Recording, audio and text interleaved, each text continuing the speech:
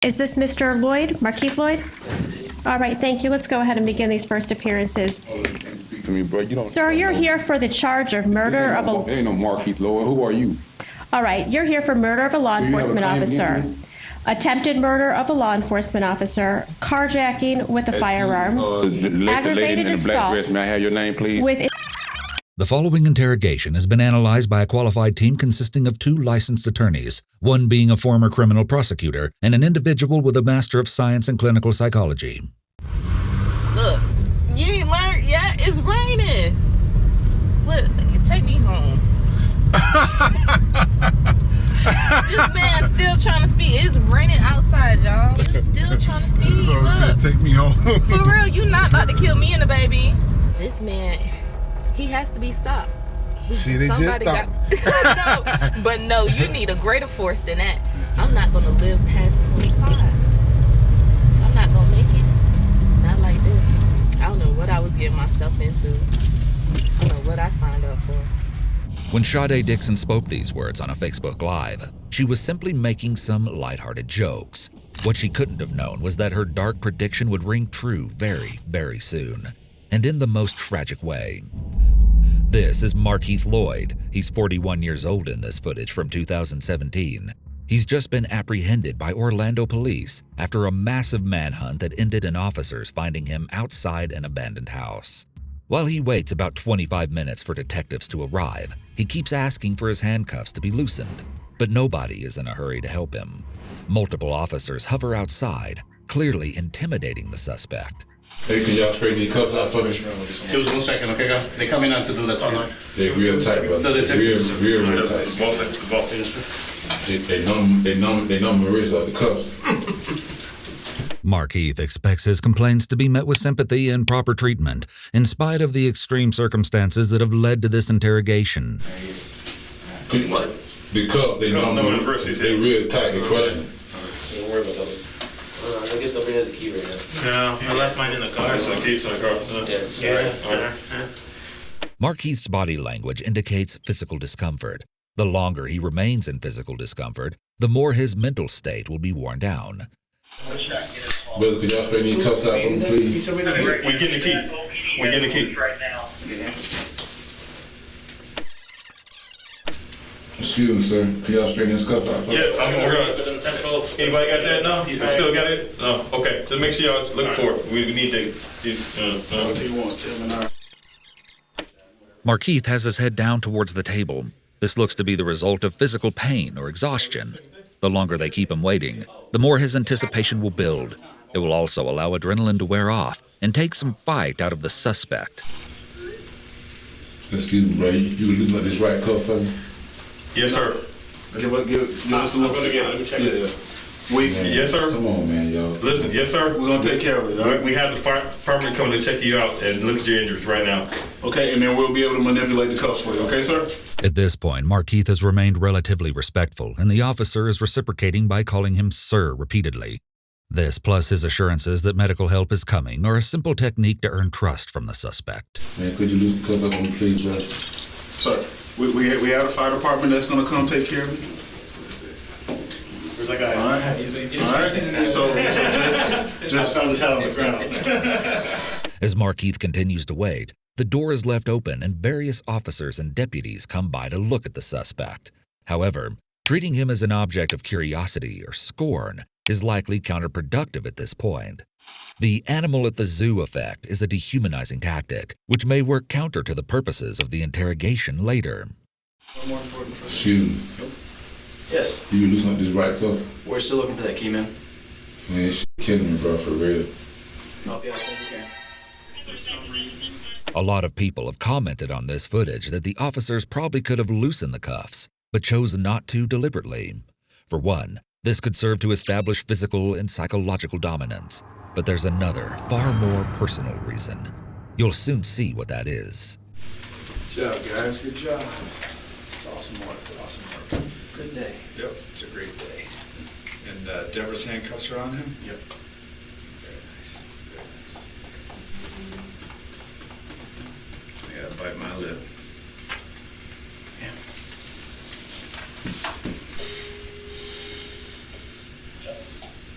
This is highly unusual behavior for officers to display before questioning a suspect. Generally, they try to build rapport and create a false sense of helpfulness to the suspect to get them to be more apt to cooperate. Here it appears they have no desire to do so with him and are intentionally trying to make this experience as unpleasant as possible for him. After a while, Markeith gets fed up with the handcuffs. Man, I know y'all got a key to this shit, man. This shit killing me, bro. My hand's swelling up. Come on, man. Sit down. Sit down. I'm a kid, but y'all on some bullshit, bro. Sit down. Right, go. Sit down. Sit. Bro, this cuff up, bro. Sit down. And do not get back up. Could you look up this cuff, bro? No. This right cuff? I ain't got no handcuff. It's fine. Markeith is obviously agitated enough to act out defiantly, refusing to listen to orders. This return to a confrontational aspect is once again altering the state for the interrogation to come. This is a fascinating change in the dynamic between prisoner and keeper. The right cuff fucked up, the left cuff right. They're fine. Bro. Do you have gloves? Do you guys have It's cut off from circulation. bring us a cup, bring a box. Yeah, you don't have any. Bro, it's cut off my circulation. I feel my hand swelling up, my whole hand swelling up, bro. Tensions are high, and after waiting a few minutes in silence, Markeith starts asking who is in charge here, which is an attempt to regain control of the situation by going to the top. This method almost always fails in detention conditions such as this one. Soon, two men walk in the room. Markeith, I'm Detective Cadiz with Orlando Police. This right coat shit. We'll talk about that here in a second. Okay. Can you sit up and tell me your name? This is the start of the baseline process, wherein the interrogator starts to get an idea of the suspect's demeanor and reactions when answering simple questions. This will later be used to help discern untruthful answers. No, it's killing me. I'm telling you, because I'm with blood circulation. I can't. Okay. We can work on that. Let me see the handcuffs. Tell me that for a moment. The detectives finally address the suspect's handcuffs, as it seems obvious that his focus will remain on the pain he is in until it is dealt with, making the interrogation more difficult for them. They appear to loosen the handcuffs, but still don't remove them. I can see space in the handcuff. I can see space between the finger. I'm going to open up, listen, I'm going to open up just a little bit. Oh, shit. Just a little bit, you understand me? Yes, sir. This time, when Markeith brings up the cuffs, one interrogator is attentive and helpful, sending the message that he cares about Markeith's well-being. This is magnified when the cuffs are finally loosened a bit. There are upwards of 4 officers in the interrogation room. The door is open and more officers are standing in view in the hallway, which is also unusual. Generally, only 1 to 2 officers are in the room for an interrogation. Leaving an interrogation door open is also rarely seen. You gotta get to it, man. You gotta get to it. Oh, shit. You're a pretty bulky guy, so. Come on, man. It ain't nothing, bro. Nothing but a 10. What's wrong with this?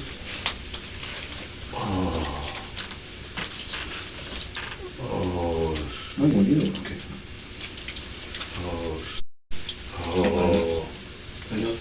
Come on, bro. Right there, man. That's all you get right there, okay? If you move it, it's gonna turn up. Oh, shit, you didn't even feel it. You didn't even move that motherfucker. Shit killing me, bro. Alright, this is what I'm gonna do real quick, man. Face me. Face me. Face me, Markeith. I'm gonna go ahead and wipe a little bit of your face, alright? I don't think that's gonna do much, but.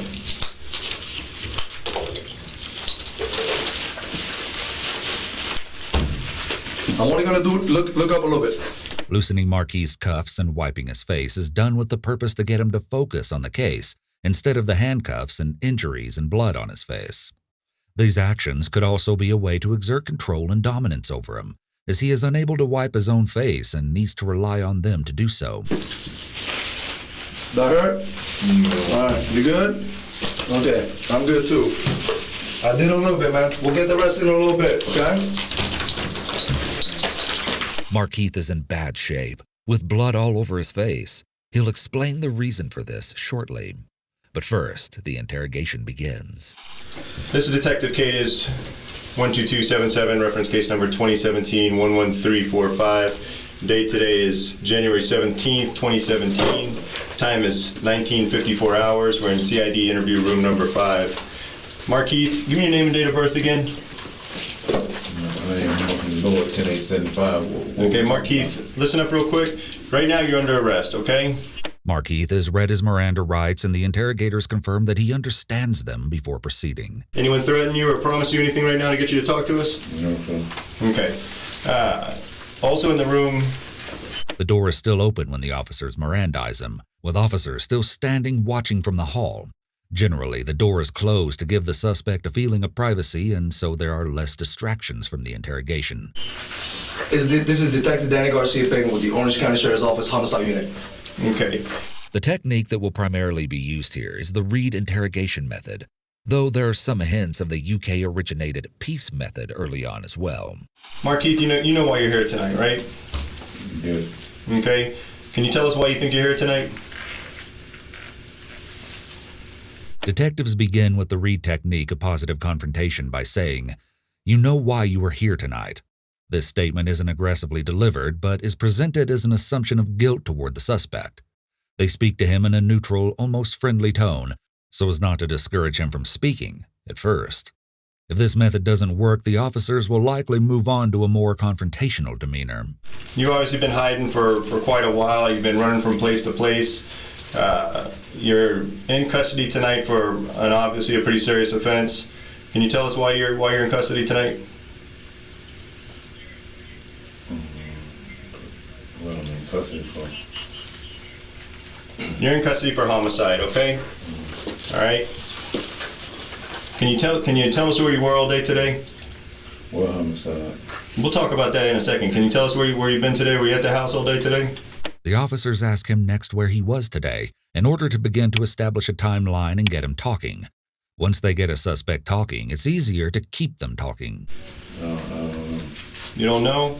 I'm up right now. Markeith. Okay, Markeith, just talk to us. Sit up a little bit. You're not that fucked up. You can talk. Okay? Sit up and talk to us a little bit. This is in reference to a homicide that occurred about a week ago. And you know the one we're talking about. You've been running for a reason. You've been all over the news. You're well aware of why we've been looking for you. I'm running because the news because y'all making up stories. While positive confrontation can often make suspects feel backed into a corner, Markeith is deflecting this by acting oblivious, engaging in denial and claiming fabrication of stories against him. Tell us what story we're making up and tell us why it shouldn't be believed. I just came to the house, started shooting Sade, which that's a complete lie. You just what? Which that's a complete lie. What is? That I just came to the house and shot Sade. That's a complete lie. Okay. Sade is 24-year-old Sade Dixon, a mother of 2 and Markeith's former girlfriend. They met on Facebook sometime after he was released from prison in 2014. Despite their 17-year age difference, the pair got along well for a while and were happily looking forward to a future together. But then they got into a fight. You see, Sade was pregnant. In fact, just a few days before their argument, she and Markeith had laughed and smiled with one another at a sonogram appointment. Markeith seemed excited to raise this child and support his girlfriend as they started a family together. But underneath the surface, there were a few things he wasn't happy about. Rest assured, we're going to dive way deeper into the bizarre thoughts and behavior Markeith started to exhibit. But for now, what you need to know is that the relationship started to crumble primarily because of one big thing: trust. The pair's romance would reach its breaking point in December of 2016. At this time, Sade was about 12 weeks pregnant. On the 10th, Sade moved back into her parents' home, not saying much about the falling out with Markeith, but she did reveal that he had bitten her during a fight. Her family had to take her to the doctor for a tetanus shot. 3 days later, on the 13th, Sade is at the home around 9 p.m. when Markeith shows up, and she goes outside to talk with him. An argument ensues, with Sade's brother Ronald coming outside at some point to intervene. But things quickly spiraled out of control. Sade's family heard gunshots and came outside to find Sade and Ronald lying on the ground and Markeith running towards his car. Sade received wounds that were fatal. She was shot 8 times, losing not only her life, but the life of the unborn child that she was carrying. Miraculously, Ronald survived, which meant he lived to tell the tale of that horrific shooting. And you'll see when we get to the trial that the only two surviving witnesses to see what occurred that night, Markeith and Ronald, tell very different versions. As Markeith went on the run, the news was spreading the story of the shooting, which brings us back to him sitting in the interrogation room, insisting to officers that the narrative the media has been circulating is a complete lie. Listen to me, man. It's been a long freaking month. We've been running around doing a lot of different things. Understand that I'm here just as tired as you are, man. You know what I'm saying? I've been racking my brains, man. You've been doing pretty good for a month. You got me for a month. We're right here sitting now. Dude, we're gonna go ahead and clarify some things. If I'm wrong about something, I'll be the first one to admit that I'm wrong. But it's up to you to clarify what's been going on. Sit up, man. I'm trying to give you some respect, man. See, in the street, it goes like this. In the street, Markeith wants respect, and he wants everybody to give it to him. And guess what? I'm going to give it to you whether you deserve it or not. The interrogator takes a clarification approach. This is suggestive of the account part of the peace interrogation method. The peace interrogation method is a less confrontational interview and interrogation method than the Reid technique. The method stands for preparation and planning, engage and explain, account, closure, and evaluate. Peace. Under the peace method, investigators allow a suspect to tell his or her story without interruption before presenting the suspect with any inconsistencies or contradictions between the story and other evidence. But right now, you know what I need? I need you to give me a little bit, because I deserve it. Okay? I'm here giving you all the respect in the world. How is respect? Okay, well, all I want to do is talk to you and figure something. It's police brutality, and I ain't dead. But you know what happened to Sade? That was bad too. Markeith's body language during the interrogation is very closed off. Not only is he hunched over, but he is also avoiding eye contact by keeping his gaze on the table or the wall. He's in a defensive position, almost as if he's trying to protect himself. So if you can explain to me what happened, maybe I can understand it. Because I'm looking at you like you did something wrong, and if you didn't do something wrong, then you gotta explain it to me. Man, y'all know what happened. Sade put a gun on me. Y'all know what happened. Y'all got it. Who's gonna tell me that if it ain't you? You're the only one that was there. You, Sade, Ronald, all the people. But I wasn't there. And right now, how we're gonna clarify these things is you telling me what happened. Because I don't want to guess anymore. The officer is trying to get Markeith to talk by presenting the conversation as an opportunity for him to simply explain the real story or clarify the facts to clear up any lies in the media. I want to be right. And I don't want to write the story that you tell me is your story. You control that. He shifts back to the Reid technique here. Step 3, trying to minimize suspect denials. Because you're the one that was there. But a lot of things have happened since December 13th, man. And only you can clarify that. See, I'm not sitting here. He's not sitting here. We're not playing with you. All we want to know is the truth. We're here already, man. This part of the story is already written. Reid Step 1, positive confrontation, involves advising the suspect that evidence has led the police to them and offering an opportunity to explain why the offense took place. That's what we're seeing here. We're going to move forward from here. You write the rest. But what I don't want is for me to give you respect and for you to treat me like I'm a punk. You can't even sit up and look at me. Peace Steps 2 and 3 are engage and explain, establishing rapport, and account, which again is obtaining a full account of events from the subject before asking questions. For Step 2, interviewers should use active listening to establish a rapport with the suspect, taking the time to explain the background, goals, and expectations of the interrogation, while encouraging the individual to speak up with any of their own relevant comments. The officer is trying to build rapport with Markeith by speaking slang to him and offering the idea of mutual respect, which is often a big deal on the streets. The officer is trying to be relatable to the suspect to gain his trust. Bro, y'all just beat my ass. I don't want to hear that shit. Keith, ain't nobody in this room beat your ass. This is your opportunity. This is the opportunity you have right now. Just beat my ass. I ain't coming here like this. This is your opportunity right now to tell us the story. What happened? And tell us what happened. The detectives tell him this is his opportunity to speak, making it seem like it's in his best interest to do so. This is almost never the case. Suspects are always better off not saying anything and getting an attorney, even when innocent of any crimes. Some people think asking for an attorney makes them look guilty. This may be how it appears, but it's always the smartest decision. Okay, so right now I want to give you what you deserve. So why don't you talk to me and tell me what's up, man?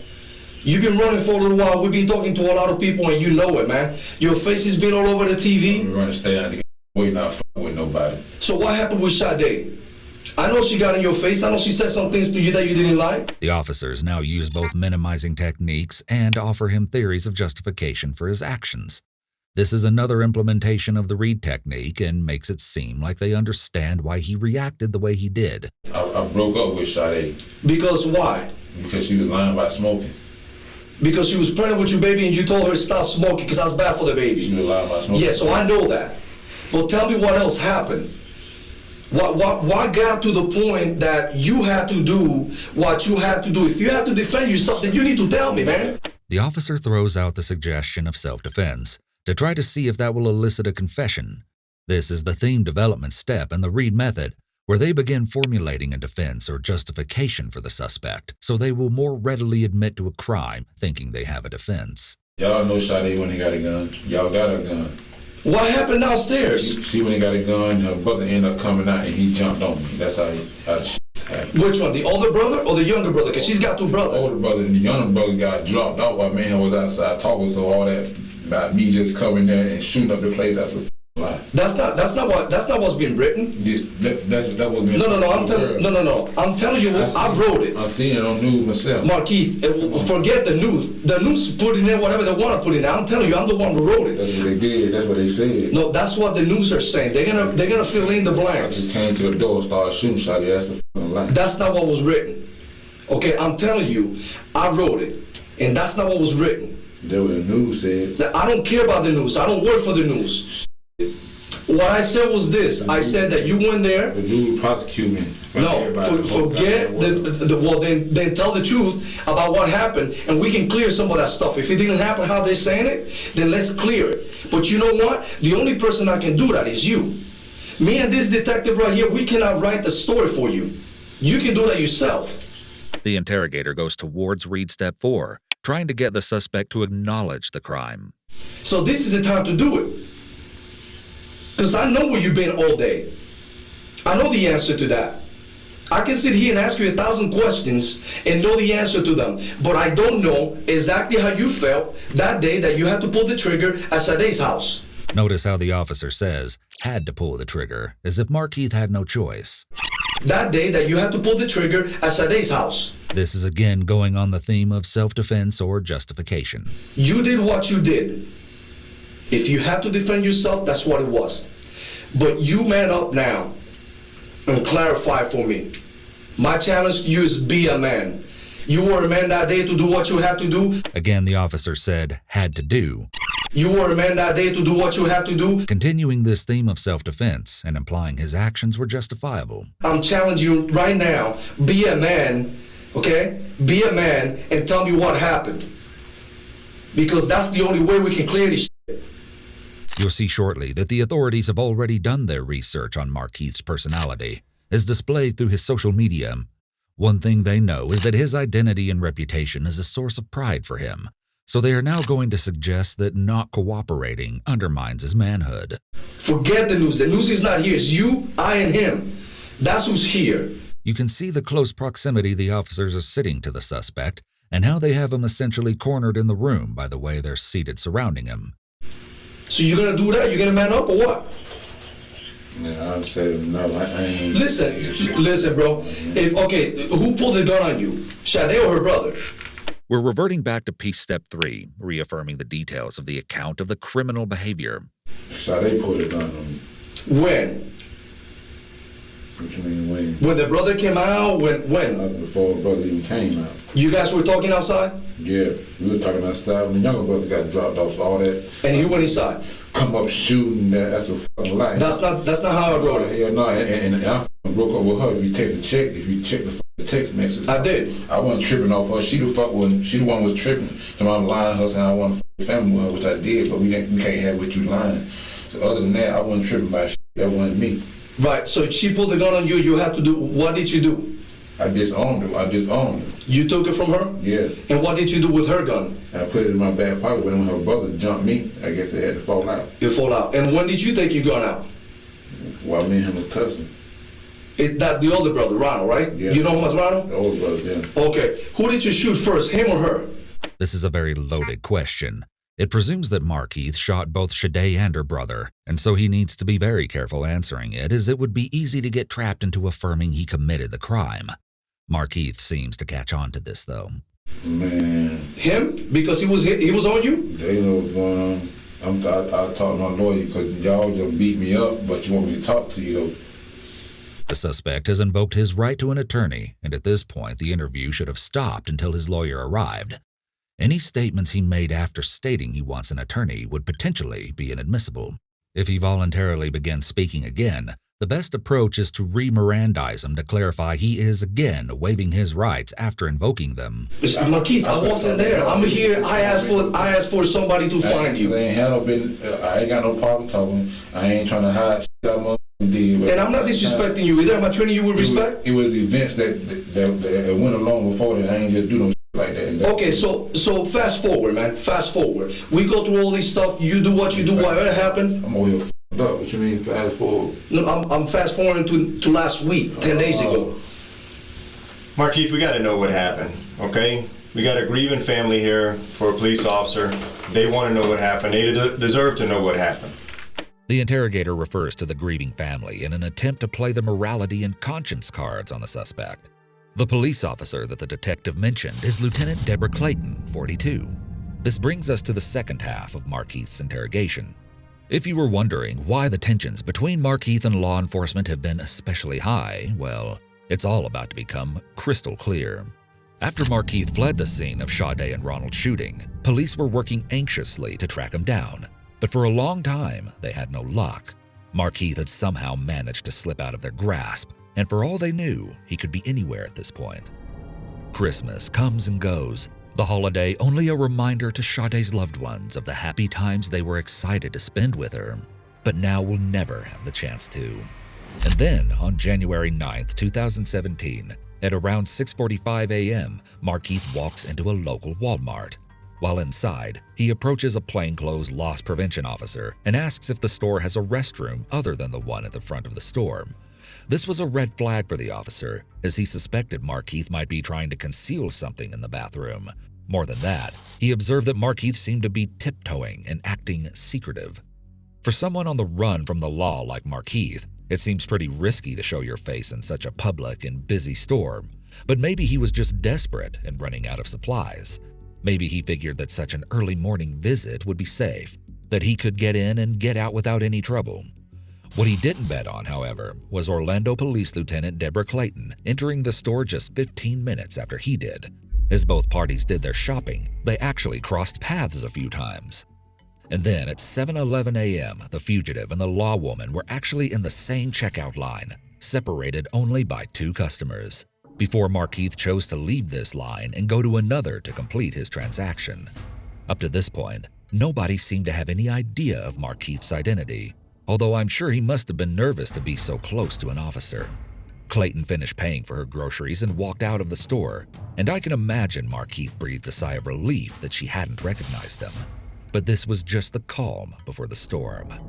Another woman in the store had noticed that there was no cashier working one of the lines, and so she went to customer service to get an employee. As the two return, she notices that a man has since started waiting in that very line, and so she walks up to politely explain that she had been there first. But as soon as she lays eyes on Markeith's face, her pulse begins to race. She recognizes his true identity. Coincidentally, her cousin had apparently been married to Markeith, and although she herself hadn't spoken to the man before, she knows exactly who he is. Not only did she have that personal connection with Markeith, having seen him through Facebook pictures and videos, but by this point he had also been publicly named as a suspect in Shade's murder, and a news release had listed him as armed and dangerous. Shade's parents had even hosted a press conference outside their home to beg the community for help in finding their daughter's killer. As the harrowing realization dawns upon the woman, she snaps her head back down, saying to herself, "Oh that's him." The lady tried to keep calm while exiting the store, but as soon as she was out the door, she spotted Lieutenant Clayton and ran towards her where she was still putting her groceries into her car. The woman frantically alerted Deborah. "Ma'am, there's Markeith Lloyd in the store. Y'all are out looking for him for murdering his pregnant girlfriend." Totally caught off guard but determined to spring into action, Clayton radioed in for backup as Markeith made his way out of the Walmart. Within the next about 10 seconds, other shoppers were running and ducking for cover. What we know about what happened here comes from multiple witness accounts. They say Clayton approached Markeith as he was leaving the store and told him to stop and to get on the ground. They claim that Markeith went like he was going to run and then turned around and pulled his gun out. Clayton made one final radio transmission. Foot pursuit, and then officers on the other end heard 3 gunshots followed by complete silence. About 1 minute later, they received a call that an officer was down. One Walmart employee claims to have witnessed the entire scene. She says she had just clocked out when she noticed the concerned shopper approaching Lieutenant Clayton about Markeith's presence. She could do nothing but watch as the situation intensified in the blink of an eye. She says she found herself sitting by Clayton's side and praying for her as she bled out on the ground from 4 gunshot wounds. This employee alleges that Markeith walked up to Clayton after she fell and shot her some more, even though she laments he could have fled after landing a bullet in her hip. This witness later lamented, "He wanted to finish her off. He just has hatred in his heart. I'm sorry." According to this woman, Markeith calmly turned around, walked to his car, started it up, and took off as Clayton lay taking her final breaths. Additional officers arrived within 28 seconds, but it was too late. Clayton was down and Markeith was gone. You know Sergeant Clayton was good people, okay? I don't know her. You know what she is. Once it's revealed that Markeith shot and killed a fellow officer, the earlier behavior of the officers makes sense. Police form a brotherhood or sisterhood with each other, and when one of them is shot, the case is personal to them.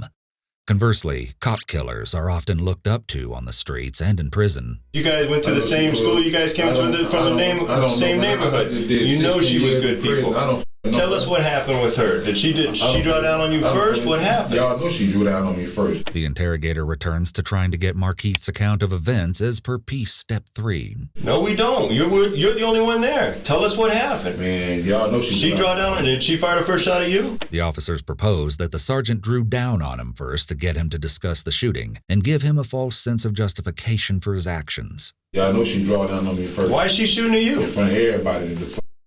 That wasn't professional. If I was a police officer, I'd have sat back and got Snarty called the back up. I'd have waited down and followed the guy car, see what car he got in. That shit was dangerous for everybody.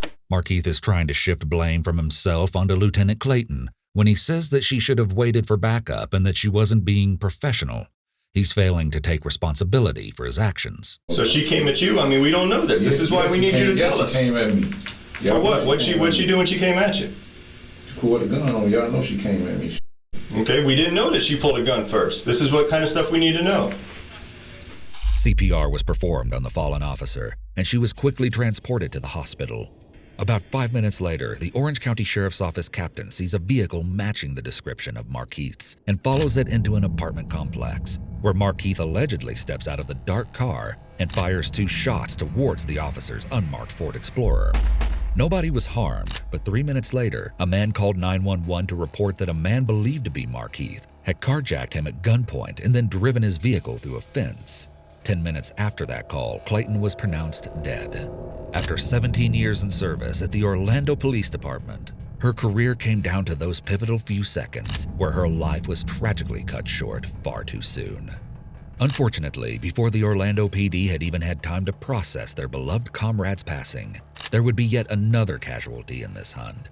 When just before 10 a.m., a motorcycle deputy responding to the search for Markeith was fatally struck by a van.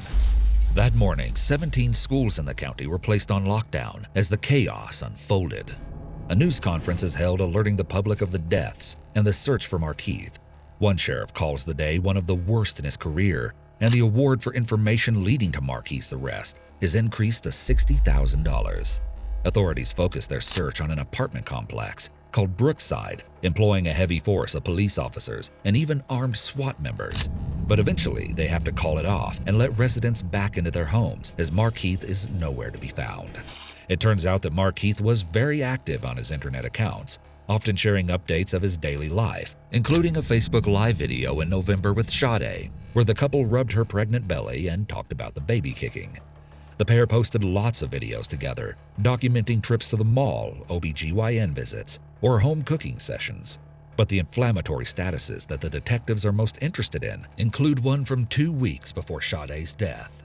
when Markeith posted goals to be on America's Most Wanted. He also shared another update just a couple of days before Sade would die at his hands. This one read, Orlando, Florida, when you talk about street legends, mention me. The couple also broadcasted a Facebook live stream where Sade recorded as the two were pulled over in a traffic stop. Markeith was let go with a warning, but he and Sade went on to make jokes about killing the officer.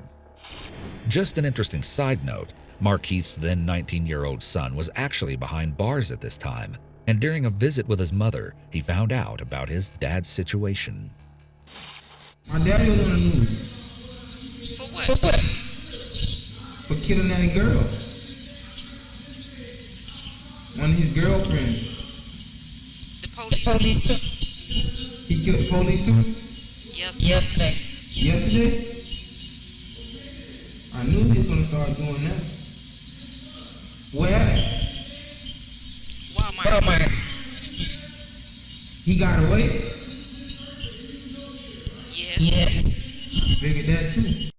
He just can't kill people police in Walmart. He gotta do it smarter than that. Smart push. No smart way to do that stuff. Love your enemies, all type of stuff. Yeah, you gotta break that curse. You was alright till you started dealing with that. I got kicked out of school when he got out of jail and everything. I ain't gonna blame him for that. It's sad to see that the boy was already going down a similarly bad path in life. Meanwhile, after another fruitless search and the FBI Most Wanted Twitter account posting Markeith's photo for the world to see, the reward in this case was raised to $100,000, which is the biggest reward Crime Line has ever received. 3 people are arrested in connection with the search, believed to be accomplices who helped Markeith in some way or know information about his whereabouts. Police scour more than 100 locations and expand the search to a neighboring county where Markeith has family. They start receiving tips that he may have shaved his head, and so they release a digitally altered picture of him to cover all their bases. On January 17th, Markeith is added to the U.S. Marshals 15 Most Wanted list. Everyone can feel that this hunt is reaching a climax, and it is later that very same evening they find him. It wasn't a tip that led investigators to Markeith, though. It was his phone. They were able to trace him through pings when he texted people. He's all alone at an abandoned house in Carver Shores. Police aren't sure how long he was hiding out there. When they first arrive, Markeith tries to sneak out through a sliding glass door, but is met with Orlando police officers. He was observed dropping 2 handguns from the window as commanded by law enforcement. He then complied with further instructions and crawled on his stomach from the entry door to awaiting officers, where he was placed under arrest. Lloyd was wearing an American Body Armor Level 3A bullet-resistant vest at the time of his arrest, rated to stop all handgun ammunition commonly used by law enforcement.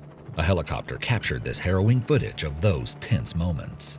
Even though officers had a million things on their mind at this point, there was one specific thing they made sure to do during this long-awaited arrest. Remember when the man in the interrogation footage asked if Deborah's cuffs were on Markeith? They indeed were.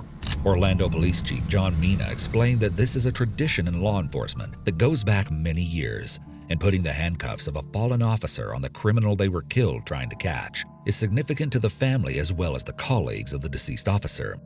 Many people have inferred that this is one of the reasons why the officers around Markeith before and during his interrogation seemed so reluctant to loosen his cuffs, and it's not hard to see why that would be exactly the case. However, did law enforcement let their anger over Deborah's death go too far? What we'll discuss next has become one of the most controversial points of this case. Markeith claims that the officers beat him up during the arrest. In the helicopter video, we can see what appears to be an officer kicking Markeith in the head while he's on the ground before the video rapidly pans away. The way that Markeith may have been treated by police when he was arrested could have contributed to his unwillingness to cooperate with the detectives when he is being questioned.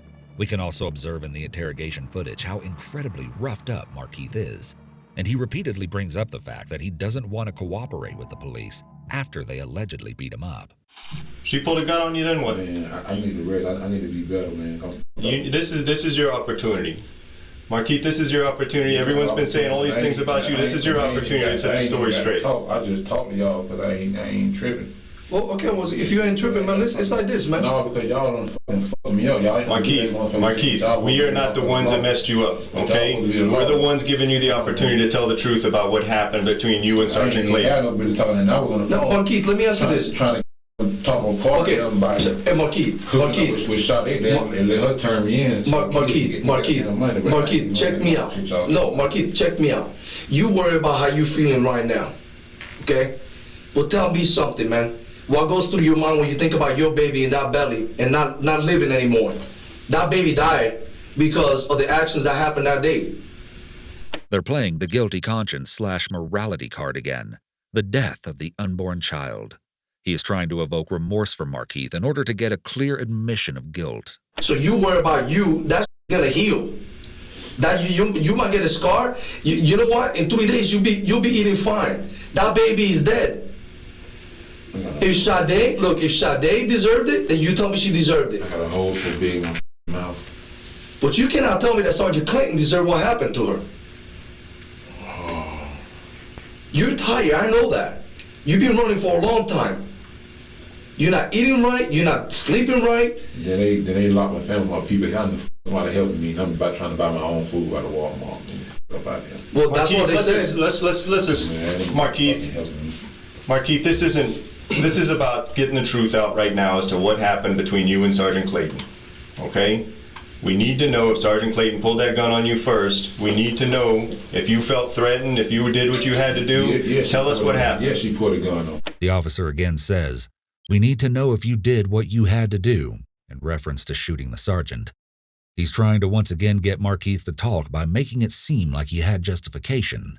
In reality, even if the sergeant pulled a gun on him first or threatened him, she had cause to do so, and him shooting her in this instance has no legal defense. Florida statute section 776.051 provides the law relating to use of force in resisting an arrest. A person is not justified in the use or threatened use of force to resist an arrest by a law enforcement officer or to resist a law enforcement officer who is engaged in the execution of a legal duty. If the law enforcement officer was acting in good faith, and he or she is known or reasonably appears to be a law enforcement officer. Did she threaten you? Yeah, she put a gun on me. I know she put a gun on me. I got the tape. And is that why you did what you had to do? Yeah. So tell us what happened. If you're threatened, tell us what happened. The interrogator shifts back to read step 2 here, shifting the blame away from the suspect directly in the hopes that this will encourage him to talk. Man, I ain't got to talk, man. I'll talk to my lawyer and let him talk to y'all. Again, Markeith invokes his right to an attorney. The police continue to question him despite his unequivocal invocation. The statements he makes are at risk of being inadmissible. When exactly were you being threatened? This is your opportunity, Markeith. This ain't my opportunity. You don't see me. You don't see how my blood over here. That blood will heal. Those wounds are going to heal. Okay? Ain't no nigga, I can't even open my eye. That will heal. All of that is going to heal. What happened with Sergeant Clayton, that's a whole different story. Okay? Did she come at you and threaten you? Did you have to do what you had to do? Tell us why you did what you did. Was she threatening you when she was on the ground? When she's on her back and you're shooting her, were you feeling threatened? She was shooting the whole time. She's shooting at you while she's on her back? She was shooting. How can she shoot at you from her back? I'm on the ground. I'm shoot from the ground too. They're on the ground on me and shit. Okay, so she's on her back. She's shooting at you. Is that why you're shooting at her? Is that why? The interrogator is not getting answers to his questions. All of the questions so far are leading questions. In other words, attempting to lead the suspect towards a given answer that the interrogators want to hear. Man, y'all give me some medical attention. Markeith, these are simple questions. She's on her back shooting at you. Yeah, I'm talking to you, and I ain't got. Tell us what's happening when she's on her back shooting at you. Tell us what's happening from there. Is that why you shot at her while she's on her back? I ain't poked nobody. I ain't did shit to nobody. She's shot. She's on her back while she's being shot, Markeith. There's only one reason why you're doing this. Okay? I'm defending myself. You're defending yourself against her? Why didn't you just run? You had the opportunity to run. You had the opportunity to fight. No, I didn't. You had all kinds of opportunities. You chose to shoot. Why did you choose to shoot? I had no opportunity to run. You telling me you can't outrun her? You can't outrun a female with 30, 40 pounds of gear on her? You're going to try and tell us you couldn't outrun her? Markeith, why did you choose to shoot instead of run? When the interrogator asks, "Why did you choose to shoot instead of run?" this is a great question because it goes to intent to commit the crime and would play a meaningful role in whether the crime is viewed as premeditated as opposed to something lesser, like manslaughter. Markeith, why did you choose to shoot instead of run? I ain't shooting them. Why she choose to approach me instead of follow the car? When people standing out, she put all on. What difference would it have made whether she approaches you or 10 police officers shoot you? Because it would have made a difference because the car would have been surrounded and the situation could have came out. You saying you can't help yourself and that's why you had to shoot? Man, you saying that now? Then tell us what happened. You're not telling us anything. Now we're finna finish talking because you're trying to put words. No. Tell us what happened. That's the question. The interrogator starts to put pressure on Markeith in a way that would make him feel like if he doesn't speak up for himself and tell his version of the story, then someone else will fill in the holes for him. He's still deep in the Reed technique. Markeith doesn't budge. Man, y'all give me some. She came up, she came to talk to you. You pulled a gun. You had the opportunity. Then tell us. We don't know. That's a damn lie. Then tell us what happened. I ain't gotta tell you shit because now you're trying to put words in my goddamn I'm trying to ask you to put your own words out there. I ain't trying to put words in my mouth. Just like you chose to shoot, just instead of run, just like you chose to shoot instead of fight. You obviously can't run, you can't shoot, you can't fight. All right, well, what you talking for then? Then tell us what happened, Markeith. You say the insult, brother. All right, Markeith, let me ask you this, man. If you start me, look, okay, we're gonna get you medical attention. Coming, get medical attention, okay? It doesn't appear that the interrogator is actually motioning to any real people back there. Likely, he is just faking it to appease Markeith. All right. Start me from the morning. What happened from the morning? As soon as you went in there, hear me out. As soon as you went in there to buy your food, what happened? Tell me your story in your own words, from the beginning to the end. And then we don't have to put any words in your mouth. The officer tries once again to establish trust and a timeline here and gives the suspect a chance to start from the beginning, to tell them what happened in his own words. Markeith, you went to Walmart. All y'all been doing is lying. I ain't trying to talk. All y'all been doing is lying. Y'all about people talking about they help me. How the fuck they helping me? I'm in Walmart buying my own damn food. Tell your story then. You went to buy your own food. Because y'all know they went because y'all made up on them. Then you tell me the story. Y'all making up shit, bro. I don't have to make up anything if you tell me the story. Markeith, we either hear it from you or we hear it from the people that saw what you did. We hear it from you, or we have to just basically see what the video says. All that's saying one thing. Here's your opportunity to say what happened. Where are you coming from? I need medical attention. I can't. Medical attention is coming. I can't open my eye. Ain't no medical attention coming because y'all bullshit. Why they can't yet? The officers display their true disdain for the suspect here and clearly aren't concerned whatsoever about his physical well-being. This is not surprising, knowing that he shot one of their own, and also because the injuries were sustained while being arrested by their colleagues. Y'all been saying that. Come on, man. You don't need to open your eyes, Markeith. You need to open your mouth. No. Okay? You get the fuck out my motherfucking face. Don't know about your business. I don't need to open my eye and open my mouth. What do you think you talking to, brother? The pushy and straightforward approach got a rise out of Markeith. But will it get detectives any closer to their goal? Markeith, this is the opportunity that we're talking about. This is the interaction you obviously had with Sergeant Clayton. Sergeant Clayton attempted to do the right thing with you, and you chose to do what you did. I don't know about your business, brother. She tried to do the right thing, you did what you did. You said what you want to say. I don't know about your business, brother. Until we hear different, we gotta go with what everyone's telling us. We gotta see that basically you gunned her down for no reason. You gunned down a police officer because basically you're too scared to run. I don't know about your business, brother. In this case, it seems that provoking Markeith has only caused him to shut down completely. The interrogator reverts back to Reed step 1. Until we hear different from you, that's the only option we see out there. We see you gunning down a police officer while she's on her back. Tell us something different. What did you shoot at the other police officer over there when you ran from your car? Markeith, man, I'm trying to give you the respect that you probably don't ever deserve. The interrogator continues to refer to treating the suspect with respect. This is a falsehood, as there is probably no medical support coming at this point. The appeal is to respect, manhood, to gain the trust of the suspect. However, as you'll see, this backfires shortly. Why don't you just tell me, bro? How I don't deserve him. I'm a man just like you. Well, then treat me like it, man. I'm treating you like a man, but you're not treating me like a man. You're not even looking at me, man. You can't even talk to me, bro. Talk to me, man. You want to see what your fellow officers did? Come on, man, get the fuck out of here with that bullshit. My mother can't look at you. Give me some medical attention. It's coming, bro. I already asked for it. It's coming. Shit ain't came yet. It's coming. Markeith, why did you shoot at the other officer? What did he do to you to make you shoot at him? Did he come at you wrong too? I mean, you gotta tell me something, man.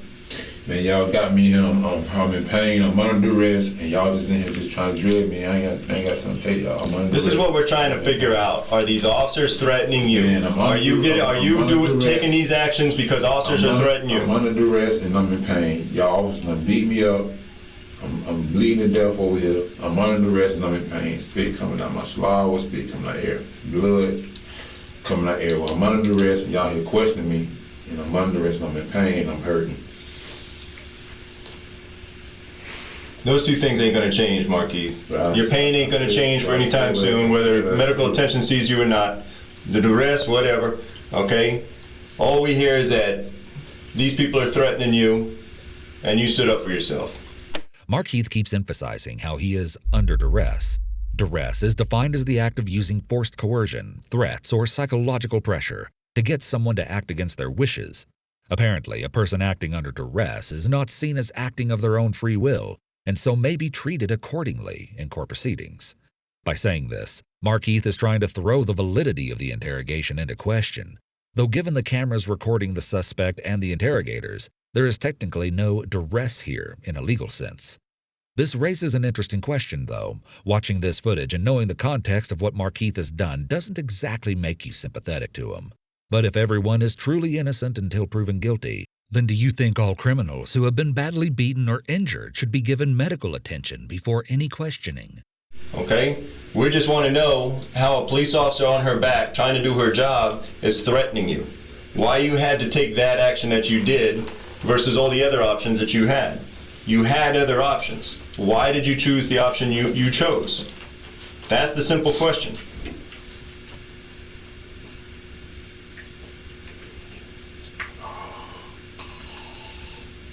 Can you tell us if the deputy was threatening you at the Highland Oaks? Can you tell us why you had to shoot at him?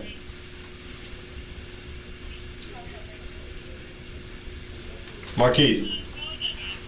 Tactics so far haven't been working, and so the interrogators will now try to rile Markeith up. You've led nothing but a gutless life, man. You've shot at all your women.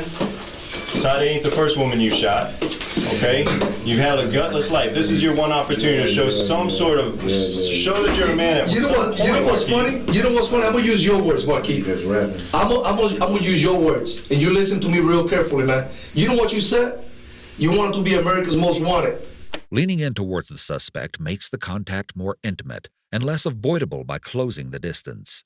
You were legendary. Yeah. No, I'm talking to you man to man right now. You know what a legendary motherfucker does? He freaking steps on his 2 feet and he freaking stands up and says, "This is what I did." You want people to respect you and fear you. Cause I was just on the motherfucking phone telling the woman called me. I was gonna get shot. They dead and they turned me in so they can get the reward. Yeah, okay. Well, you know that's after the fact. Although attacking Markeith's character has spurred him to talk and defend himself, he's still not giving the information they're looking for. He instead claims that he was going to let Sade's father turn him in so that her 2 young boys, ages 2 and 8, could get the reward money. I'm talking about you talking about being America's Most Wanted. What do you mean by that? You don't know me. Oh, you talking about being legendary. What is that about? By me standing up for myself. Standing up for yourself? Anything. Y'all police killing our kids with their hands up. Mm-hmm. Yeah, you talking about. You killed a baby, man. Police killing our kids with their hands up. You killed a baby. That wasn't me. You killed a baby. So don't even judge me on that. That wasn't me. That wasn't you. No. Oh, that's legendary. That's a real man. That wasn't even meant to happen.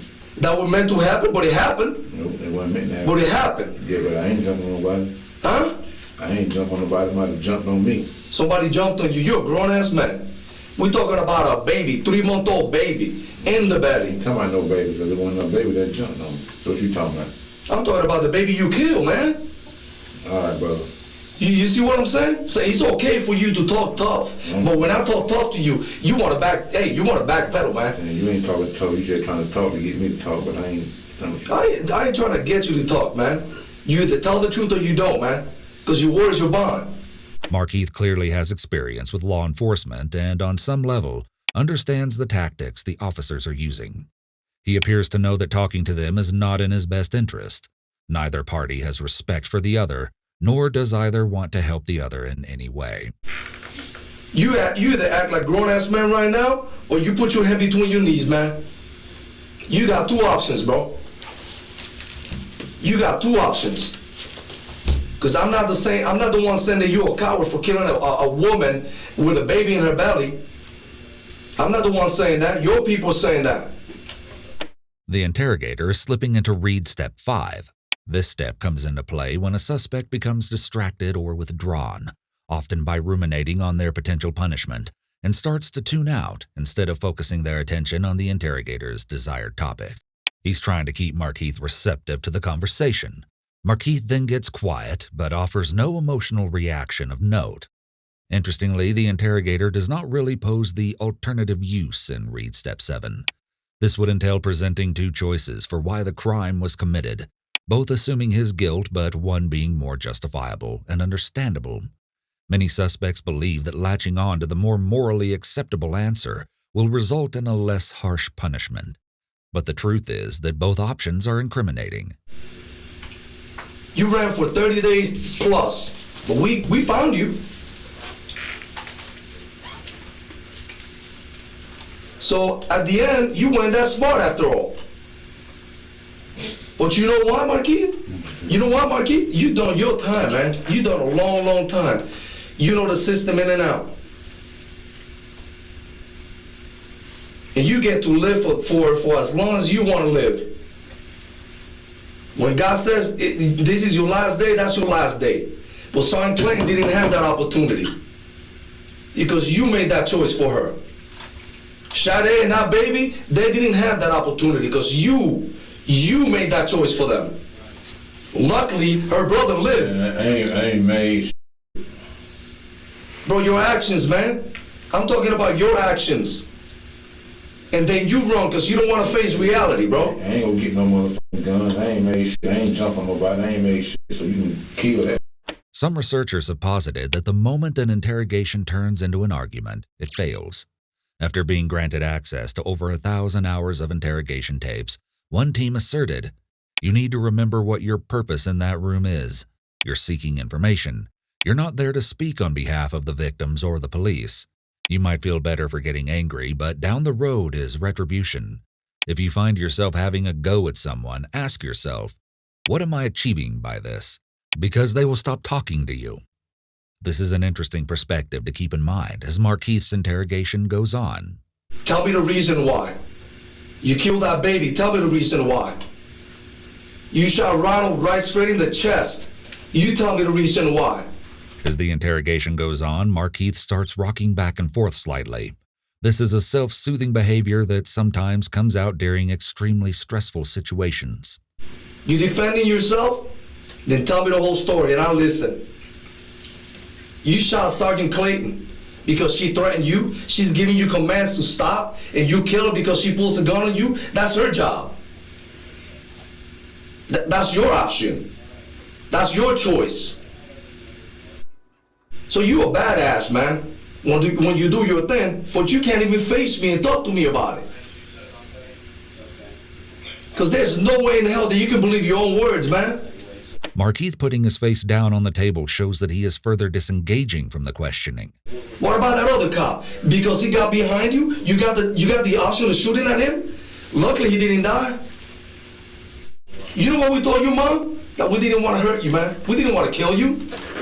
We wanted you to face justice, and here you are alive. Y'all been trying to kill me. What you talking about? You are here alive, man. And y'all done frame murder on me already and everything.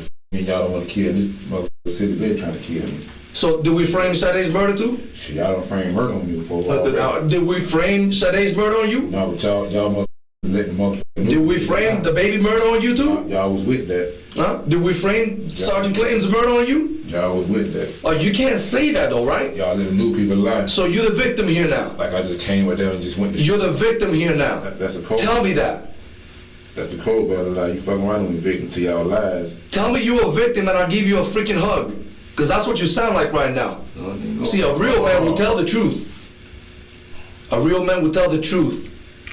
And I thought, you know what I thought today? That I was going to come sit down in here and talk to a real man. By questioning his character and his manhood, the officer thinks he can get him to talk to defend his manhood. However, it doesn't seem to work on this suspect. They call him a punk and a bitch. They likely chose those words deliberately. Calling someone a punk or a bitch in prison is seen as a huge insult and a sign of disrespect. They're trying to push him into defending his manliness. This is another Reed technique called behavior-provoking questioning. They're trying to get a response by challenging him and angering him. But even then, you can't even say that. You want to be legendary with lies. See, that's a punk move. Everybody tells me, man, that guy's for real, man. Right now, I don't see that. Anger will often get suspects to blurt out an admission of key facts. The interrogators aren't getting the response they want out of Markeith, so they continue to badger and insult him. Markeith, you every time you have an opportunity to show that you're the man you talk about, that you're this friggin' badass you talk all that shit about how you ain't going down without a fight, and as soon as the officers confront you in the yard, you bow down like a bitch in body armor. The other interrogator jumps back in with the same goal, trying to evoke a reaction, and he almost succeeds at this point, but Markeith quickly stifles it. So what are you now? I ain't talking about being no badass. What the fuck you talking about? You talking all this shit about how badass you are, but when the officers confront you at the house on Lescott, what'd you do? All right, man. Well, all right. Bye. You bitched out. So you get confronted by a female at the front door with your unborn child in her. What do? You light her up. Sergeant Clayton's trying to do her job and tell you what to do. What do? You hide behind a pillar and you light her up. Because you a bitch in body armor. Yeah. Come out and say what happened. Yeah. You running around talking shit on social media, saying this and jibber jabber and that. Here's your opportunity to talk about yourself. Say what happened. Like bitches and all that shit that I ain't never disrespecting. I ain't gonna let you disrespect me. What you want us to do? You sitting there looking down, bleeding. You sitting down there. We're giving you ample opportunity to say what you need to say, to speak the truth. And what do you do? What opportunity do you take? Bro, what are you talking about? I'm treating you with respect. You ain't telling me nothing either. So it's not about getting respect or not getting respect, because you ain't saying shit. You've been treated right your whole life. You've had people treat you right your whole life, and what do? You put bullets in them. Because you're a punk. Because you put bullets in people to treat you right. What did Sade ever do to you? What did that unborn child do to you? Nothing. You're a little bitch that puts bullets in people when they do you right. Markeith, tell me something, man. Ain't no more rap. All right, check these out. What do I tell Sade's mom? Hey, last thing I'm going to ask you, man. Hey, I'm going to ask you this. What do I tell Sade's mom? Do I tell her that you're sorry, that you said you don't care, that it's her fault that she's dead? What do you want me to tell her? No rap. Huh? You were going to call her parents to call so they can turn you in and get money or whatever. No, I was going to call her father. Her father, all right. So you're going to call her father, but call her stepdad. Is that going to be your I'm sorry? Here's some money. That's all she was worth. $100,000? The interrogator is now shifting from personal attacks on Markeith to focusing on the families of the deceased, trying to evoke a sympathetic reaction so that Markeith will talk about the crimes. No, it wasn't about no money. So what was it about? You were tired of running? All I need to know is, what do I tell these people? You know, another deputy going out there to help out after you kill Sergeant Clayton, die. What do I tell his parents? That it was in vain? That these people died for no reason? What do I tell them? Because to me it's more important what the family has to hear coming from you. Because I don't think you're ever going to say sorry to them face to face. So why don't you just let me do that? Why don't you just tell Sade's mom, tell her stepfather, her father, whoever, this is what it is, and I'll go tell them. And you tell me, and we'll go tell Sergeant Clinton's family, this is what it is. I mean, if you're sorry about it. That's a simple question, Markeith. Are you sorry about it? Are you sorry it went down like it did? Is that what you wanted all along? Is that what did you walk into the Walmart that day to say, I'm going to kill the first police officer that says shit to me? Is that what you walked in there thinking? You obviously didn't want to die. That's why you're wearing body armor, right? So it was all about you. That's a little selfish to me. You should have stood there and said, hey man, come get me. This is where I'm at. If that's what you wanted, if you wanted to fight. See, you're not the type of man to hide. I know that. But you know what? The last 30 days, you proved me wrong. You proved me wrong. Because your whole life, you do what you want to do. Yeah, you spent some time in prison. That was a small price to pay for all the shit you done in your life, and you know it. And you stupid motherfucker, I ain't did shit in my life, so you can shut your damn mouth. I ain't never did shit. I ain't never had a felony tied with a predator. The fuck you talking about? Now you just rapping. It's unclear which insult specifically triggered Markeith to become confrontational here, but the interrogator will latch onto this opportunity and start plugging into it to evoke more from Markeith, if possible. I'm just rapping? Yeah, but I ain't never get in trouble. You just rapping. I'm just rapping? Yeah, you just rapping. So one day you decided to go and freaking shoot Sade. Oh, I'm sorry. Hold on. Let me see. Oh, she came at you with a gun. But you don't want to tell me the whole story. Oh, wait a minute. Sergeant Clayton, the same thing. She came at you with a fucking gun, right? Oh, you're a fucking victim every time. But every time you decide to pull up a gun, no. I'm giving you respect, man. I'm giving you respect. It's not about rap. It's not about rap. See, you don't want to hear it. That's why you're telling me to be quiet. Because for the first time in your life, a man just like you stands right in front of your face and tells you the truth. Because in the street, you say what you want, and motherfuckers don't do shit because they scare you. I'm not scared of you. I'm telling you the truth, and you can't handle that. You cannot handle it. Because a grown-ass man like you, Miggy, is telling you the truth to your face, and you can't even talk. You want a little freaking Band-Aid on your face.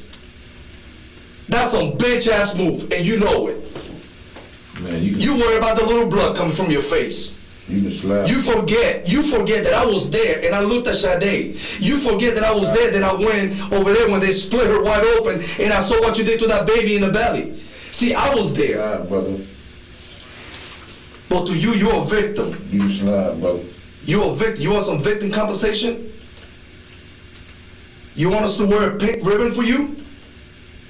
He is still making efforts to garner some reaction out of Markeith, who has proven a tough nut to crack so far. Meanwhile, the other interrogator is going to jump back in, this time with a less intense demeanor. This isn't quite a good cop, bad cop scenario, but he's trying a very slightly softer approach, and yet this evokes a brief anger response. Markeith, you want us to say anything to the families of these people? We're going to go talk to Sergeant Clayton's people. We're going to talk to Sade's people. Okay? We're going to talk to the deputy who was killed chasing you's people. You want to say anything to them? At all to that woman who's probably one of the truly nicest, biggest heart police officers I've ever met in my life. A woman who truly gave a shit about this community, who truly got into this line of work to make the community a better place. And you shot her down like a f***ing dog because you're a little okay? You want anything to say to that family? Your mama. Huh? Your mama. Whatever, dude. You're a little bitch and you know it. You want to say anything to that family? Do you want to say anything to that family? Your dad does big things when he gets some respect and you disrespect more. What respect do you deserve? You deserve the respect of any rabid dog on the street. Alright, well go on then. What the fuck you stood in front of me for then? That's about the smartest thing you said all night. Go on about your business. Smartest thing you said all night. Go on about your business. What you still here for? Yeah. You got that right. What you still here for? You got it right. Ain't no market, nothing. Y'all gotta give respect to give respect. Did I give it to you? I gave it to you, right? I gave it to you. I talked to you like a man. I talked to you like a man. Let me ask you something. Did I disrespect you? Did I disrespect you? Yeah, both of you. How did I disrespect you? Yeah, you been calling the man shit too. Because I told you the truth to your face. I didn't call you no names. You don't want to hear the truth. I didn't call you no names. You know what I did? I told you the truth. I told you the truth. But man to man, if you're not going to freaking tell me the truth, if you're not going to talk to me like a man, then tell me that. Tell me, man, I can't do it. How can I talk to you like him and you say it? The officer is linking his unwillingness to talk man to man to him being a punk and a bitch to try to once again invoke behavior and get him to talk to prove the officer wrong and that he is a real man. This approach isn't working. Markeith seems to have no real concern for anything they're saying and still seems focused on his medical needs and the fact that the cops allegedly roughed him up upon arrest. I think I got a hole in my mouth. Y'all talking about other Sade had a bunch of them in her body too. And so did that baby. And so did Sergeant Clayton. You want to compare holes? We can compare holes. Yours are going to heal. Okay? Your wounds are going to heal. You're going to be fine. Okay? I read something you put on freaking Facebook. You talk about love and God first and family this and family that. That's a load of shit there. You know, I look at it, you know, man, this guy can be the nicest guy one day and the opposite the next. See, I think about, damn, you know, sometimes I get pissed off, man. By sharing some information about himself, the detective is trying to relate to Markeith and build rapport so that Markeith will be more likely to cooperate with the questioning. Sometimes I want to say some things to my woman. Sometimes I want to say some things to my kids. Sometimes I want to say things to the people I work with. You know what? And I hold back. You know why? Because most of the times I'm wrong. I'm jumping to conclusions. But you, not you, you don't say something. You pull a gun, you freaking shoot it. Girl in the past, pissed to you. You pissed at her. Pull a gun and shoot at her. And none of that happened, so you shut the fuck up. No. Would you fucking... None of that happened? How about Sade? Did not happen? Did I make that shit up? Am I imagining things? Is it a fairy tale that she's dead? Because last time I freaking checked, when I stood right there and they were doing an autopsy, I know what I saw. I've been doing this for a long time. You're good at what you do, and I'm pretty sure that I'm good at what I do. And I know what I saw. Much of it is you say you're defending yourself. You say that these people are coming at you, they're attacking you. Even when you defended yourself, even when the attack stopped, Sergeant Clayton, she was down. She was down. You already shot her. She wasn't getting up off her back. But you had to do what you had to do and stand over her and finish her off. Okay? Don't try and say that was you were defending yourself. You willfully went in there and did what you did. You willfully went in there and killed her. The interrogator confronts Markeith with his axe, suggesting he went from defensive actions to unjustified actions. The witness who sat beside Deborah in her last moments would later claim that it looked like Markeith was trying to unload his gun on her and get rid of her like it was something personal. She alleges that Markeith continued to shoot the officer while she was down, and that she could only watch as Deborah's body jumped off the ground from the bullets. So, in truth, all the acts were unjustified, but by drawing the line, the interrogator is trying to get Markeith to justify or explain his account of events. You had all kinds of options. Starting with the second she walked out the door trying to do her job, you had all kinds of options that did not involve doing what you did. And the best option was for her to fall back and watch the curtain. All that. At some point, the police got to come at you. So she falls back and she watches you, and other police officers come. You're wearing body armor and you got a 40 cal on you. And they already coming. And then what are you going to do? You're going to shoot more officers? No, they could have wrote my. How many officers would have been the appropriate number before you would have given up? They could have wrote me off anyway. And then what? Yeah, they could have wrote me off anyway. How many officers would it have taken to stop you? Since one is not enough. They chased you. You had that opportunity. You shot at the deputy. Okay?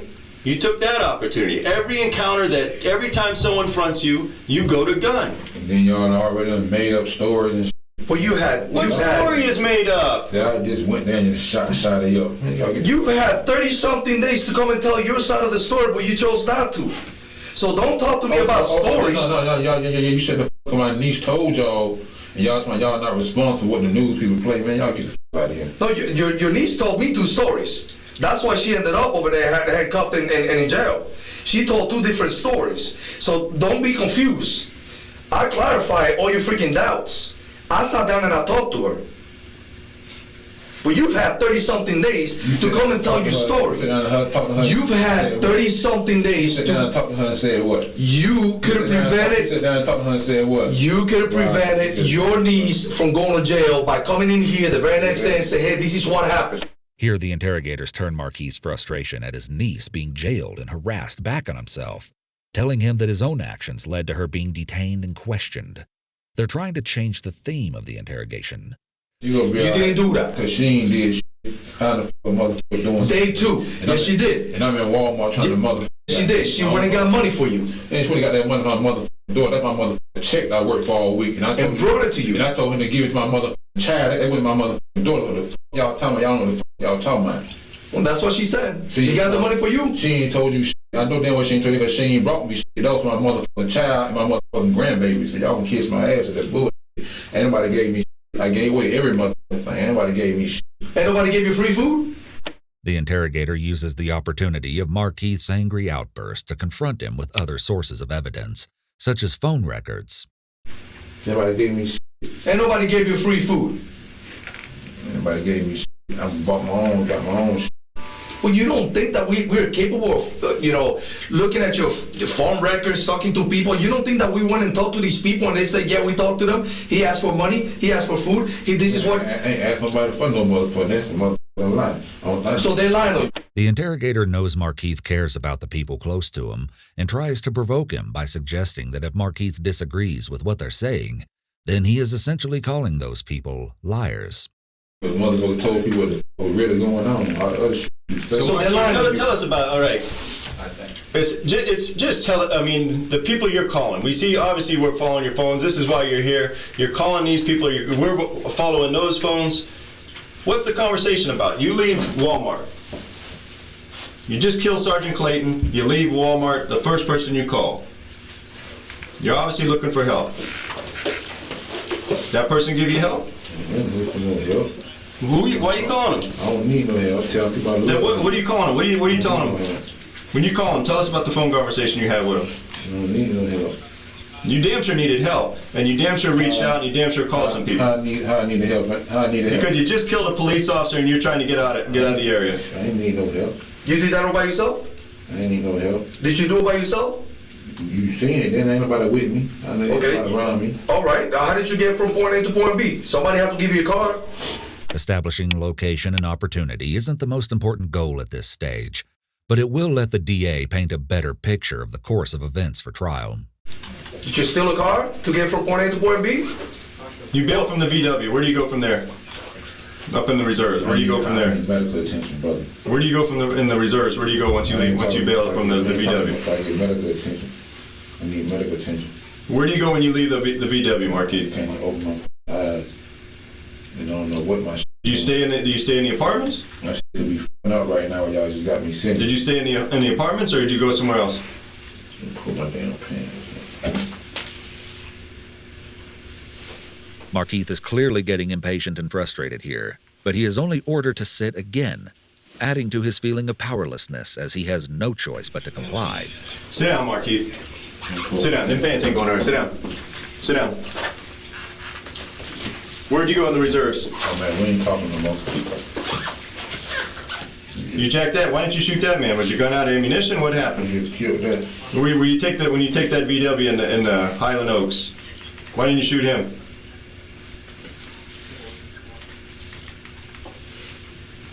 Why didn't you shoot the guy in Highland Oaks?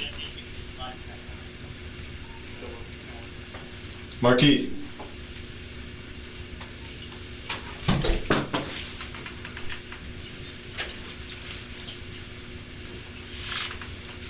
You done talking? The interrogator gives his partner a look and a shrug. Hard to read this, but it could suggest that they feel they are making no progress. We'll watch for a change in tactics. You done talking? You want your Band-Aid now? All right, Marquis. Yes, sir. I'll tell you what, man.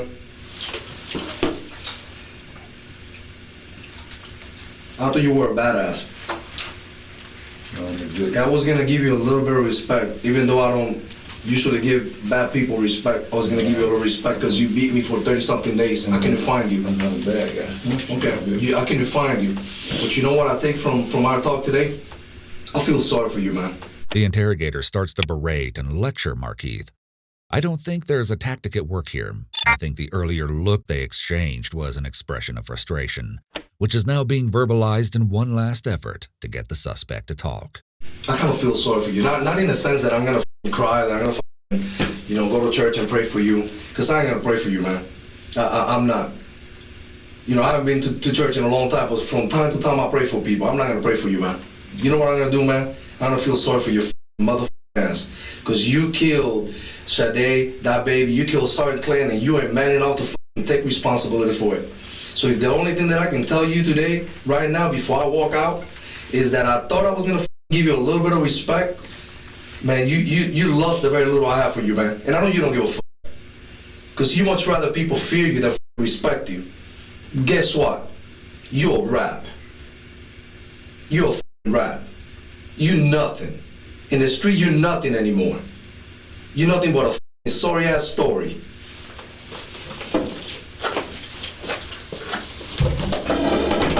$20.36.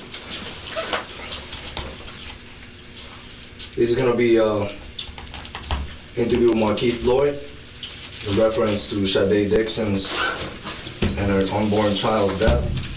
This interview was conducted at the Orlando Police Department headquarters. The time right now is gonna be... Open your eyes, Markeith. 8:39. Open your eyes. That was a true angel right there you put down. Making the suspect open their eyes to look at a picture of one of the victims is another emotional reaction tactic interrogators will use. It was a true angel you put down because you're a pointless little fucking dog, okay? And my only regret is that you're breathing right now.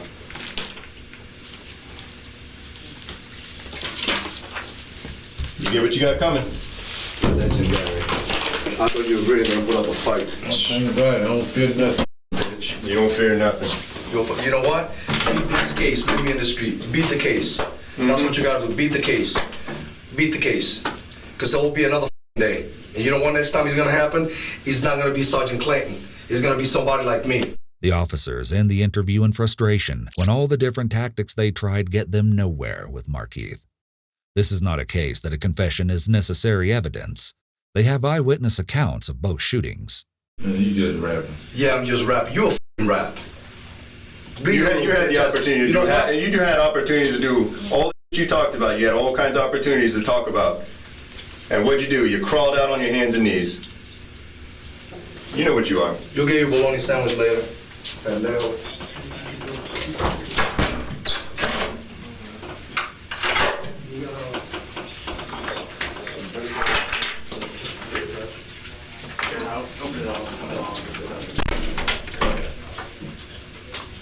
In using the Reed method, the interrogators tried two major themes.